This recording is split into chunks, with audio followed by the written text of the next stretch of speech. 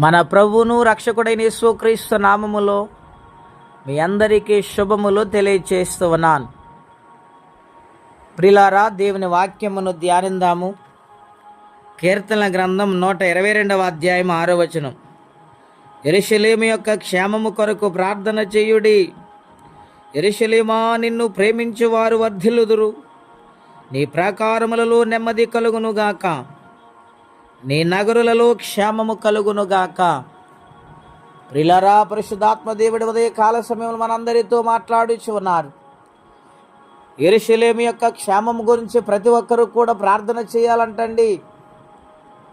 అవును ప్రియులారా, ఈనాడు యెరూషలేము అనగా ఏమిటని ఆలోచన చేస్తే సంఘమే యెరూషలేము. సంఘము క్షేమము కొరకు ప్రార్థన చేయు విశ్వాసులుగా, బిడ్డలుగా మనం ఉండాలని దేవుడు కోరుకుంటూ ఉన్నాడు. సంఘ క్షేమం ఎంతో అవసరమండి. సంఘమును దేవుడు ఆశీర్వదిస్తున్నాడు. సంఘమనగా ఆయన శరీరమే కదా.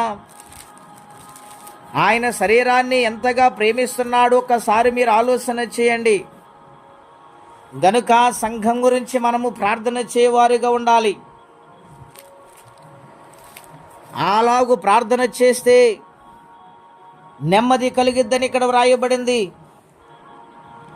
దీవెన కలుగుద్దని ఇక్కడ వ్రాయబడింది. ప్రియులారా, మనము బాధ్యత కలిగిన బిడ్డలుగా ప్రార్థన చేస్తున్నామా?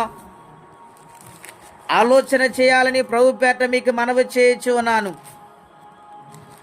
ప్రియులారా, ఎఫెసీ పత్రిక 5వ అధ్యాయము 24వ వచనములో సంఘము క్రీస్తుకు లోబడినట్టుగా భార్యలు కూడా ప్రతి విషయములో తమ పురుషులకు లోబడవలను అని వ్రాస్తూ అంటున్నాడు.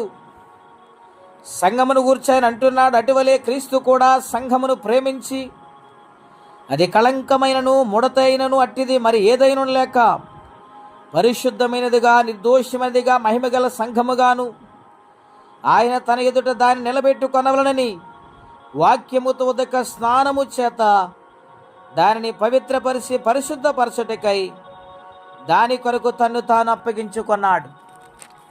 హల్లెలూయా. గనుక ఇటువంటి సంఘము గురించి సంఘము బాధ్యత కలిగి ప్రార్థన చేయవారిగా, భారము కలిగిన వారిగా మనం మారాలని, ఆ విధముగా చేస్తే మన కుటుంబానికి, మనకు, మన బిడ్డలకు క్షేమం అనుగ్రహిస్తానని దేవుడు మాట్లాడుచు ఉన్నారు. నెమ్మది కలిగజేస్తానని దేవుడు మాట్లాడుతున్నారు.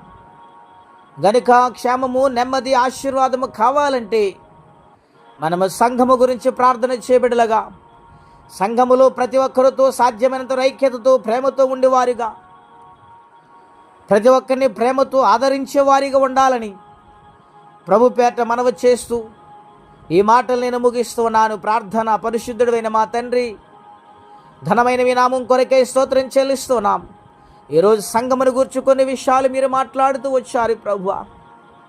నాయనా, సంఘమునకు శిరస్సు క్రీస్తే అని, నాయనా సంఘము కోసము నాయన మీరే అర్పణైపోయారని ప్రభువా నాయన బహు తేటగా సూటిగా మాట్లాడుతూ వచ్చారు. అటువంటి సంఘము నిమిత్తము ప్రార్థించి బిడ్డలుగా మమ్మల్ని మార్చండి నాయన. మా లోటుపాట్లు సరిచేయండి.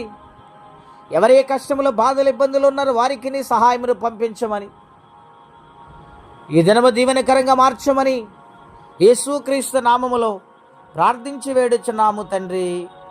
ఆమేన్. పరిశుద్ధాత్మ దేవుడు మనందరిని దీవించి కాపాడి వర్ధిల్ల చేయునుగాక. ఆమేన్.